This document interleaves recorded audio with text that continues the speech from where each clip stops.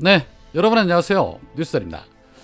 윤석열이 취임식하면서 내뱉은 말은 국민만 보고 가겠다라는 것이었습니다.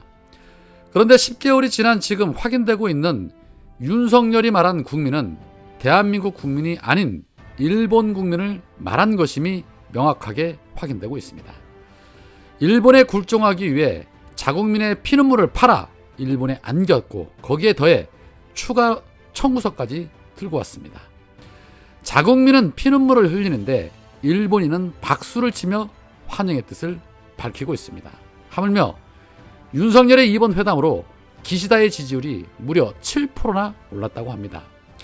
자국이 손해를 보더라도 자국민의 생명의 위협을 받더라도 기시다를 위해서는 못할 것이 없다는 식으로 나오고 있는 것이 바로 윤석열입니다. 자신의 지지율 따위는 신경 쓰지 않는다. 기시다가 잘 되고 일본이 잘 되면 그걸로 만족한다. 뭐 이런 것 같습니다. 거기에 더해서 지난해 대선 전에는 자국민에게는 주 120시간 노동을 운운하고 또 손발 노동은 아프리카에서나 하는 것이라고 말하더니 취임 10개월이 지난 지금은 자국민은 주 69시간 일해야 한답니다. 69시간이면 아침 9시에 출근을 해서 저녁 10시 퇴근을 일주일 내내 쉬는 날 없이 일을 해야만이 주 69시간입니다. 쉽게 말해 노동자들은 일만 하다 죽으라는 것이 윤석열의 주장인 것입니다.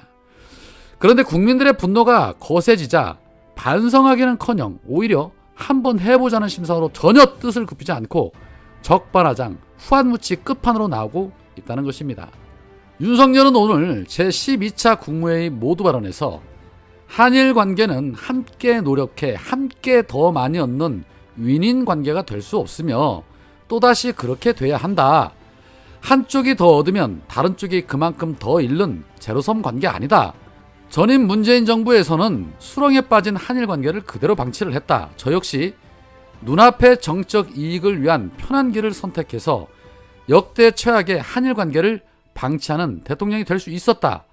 작금의 엄중한 국제 정세를 뒤로하고 저마저 적대적 민족주의와 반일 감정을 자극해서 국내 정치에 활용하려 한다면 대통령으로서 책무를 져버리는 것이라고 생각을 했다. 우리 사회에는 배타적 민족주의와 반일을 외치면서 정치적 이득을 취하려는 세력이 엄연히 존재한다. 일본은 이미 수십 차례에 걸쳐 우리에게 과거사 문제에 대해서 반성과 사과를 표한 바 있다라면서 또다시 일본 대변인 역할을 하고 있었습니다. 입만 열면 종북 주사파라고 떠들고 빨갱이라고 떠들며 정치적 이득을 취하려는 자와 그 집단 누구인지 전 국민이 다 알고 있습니다. 또한 반일을 외치는 것은 대한민국 국민이라면 이건 너무나도 당연한 것입니다. 지난 역사에 대해서 수십 번 사과를 했다라고 말하고 있는데 제대로 된 사과를 한 적을 우리 국민들은 본 적이 없고 설령 있다 한들 피해국이 그만 됐다 그만해라 라고 말할 때까지 사과를 해도 시원찮은 판인데 강제 동원한 적도 없다고 우기는 저들에게 사과 많이 했으니까 이제 우리가 다 양보하자, 우리가 먼저 다 내주자 이렇게 주장하는 자를 과연 이 나라의 대통령이라고 말할 수 있을까 싶습니다. 저는 그렇게 생각합니다. 수사권 하나 쥐고 국내에서는 그 누구를 막론하고 힘으로 누를 수 있다고 생각하기 때문에 야당이고 국민이고 할 거 없이 우습게 보는 것이다. 저런 교만하고 오만한 사고를 가진 자에게는 그에 합당한 대가를 치르게 하는 것이 맞는 것이다. 해서 국회에서는 조속히 헌법 위법을 근거로 한 탄핵 소추안을 발의해야 한다 해서 직무정지시키고 더는 국정에 관여하지 못하게 해야 한다라는 강력한 주장입니다. 국민의 분노를 단순히 국민 갈라치기를 통해서 정치적 이득을 보려는 자는 야당이 아닌 본인과 국임당입니다. 오늘 오전에 미 국무부의 인권 보고서가 공개됐다는 보도가 있었습니다. 2020년도 국가별 인권 보고서에는 윤석열이 뉴욕 유엔 총회에서 국회에서 이 새끼들이 승인 안 해주면 바이든은 쪽팔려서 어떡하나라는 이 비속어 논란에 대해서 대통령실의 대응을 지적하며 발언을 공개했던 방송사를 두고 국가 안보를 위험에 빠뜨렸다고 말하는 것, 여당에서 명예훼손과 직무방해 혐의로 고소한 것을 폭력 및 괴롭힘 사례로 분류했습니다.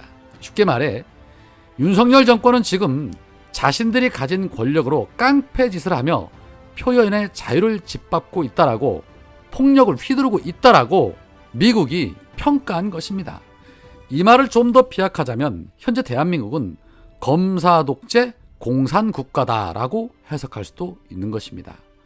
뿐만 아니라 곽상도의 50억 퇴직금 사건에 대해서도 부패 사례로 발표를 했습니다. 정말 바이든이 쪽팔린 게 아니라 윤석열이 쪽팔릴 일이 전 세계에 벌어지고 있는 것입니다. 하물며 윤석열이 잘못된 길을 간다 치면 말입니다. 여당인 국힘당이라도 나서서 그건 아니다, 잘못됐다라고 지적하기라도 해야 되는데 이 자들은 한술 더 떠서 더 날립니다. 물론 초록은 동세이기 때문이겠지요. 그런데 지난 이재명 대표의 체포 동의안이 국회에 넘어왔을 때 국힘당은 민주당을 겨냥해서 불체포 특권을 없애야 한다고 강력하게 주장한 바 있습니다. 그런데 국민의힘 하영재 의원에 대한 체포 동의안이 절차에 들어가자 오늘 주호영은 기존의 입장을 뒤바꿔서 의원들이 각자 헌법기관으로서 자율적으로 판단을 하되 우리는 여러 차례 불체포 특권을 포기하겠다고 이야기를 했기 때문에 그러한 차원에서 결정이 있을 것으로 생각한다라고 입을 털었습니다.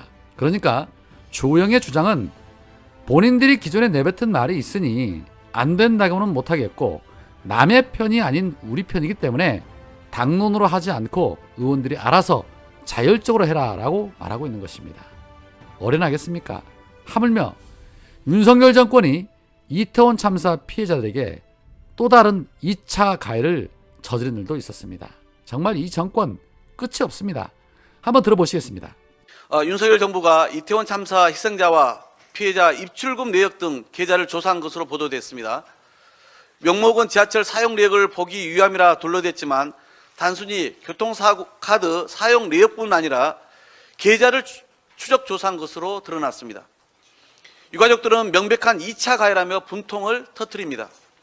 검찰은 이전에 경찰이 교통카드 사용 명목 수사 당시에는 영장을 반려해 놓고선 이번에는 영장을 청구하며 조사 대상도 늘렸다고 합니다.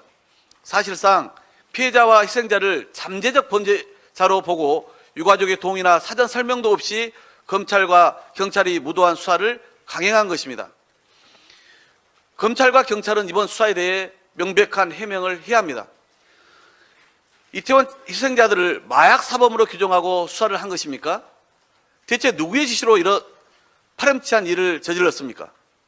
지금껏 대통령과 주무장관, 경찰청장, 서울시장 그 누구 하나 이태원 참사에 대한 책임을 통감하고 물러나는 사람이 하나 없는 이 정부가 피해자들에게만 책임을 전가할 궁리를 하고 있었던 것인지 묻지 않을 수 없습니다. 민주당은 법사위와 행안위를 통해 이번 반인륜적 수사가 누구의 지시로 어떻게 진행되었는지 그리고 반드시 그 책임을 묻겠다는 말씀을 드립니다.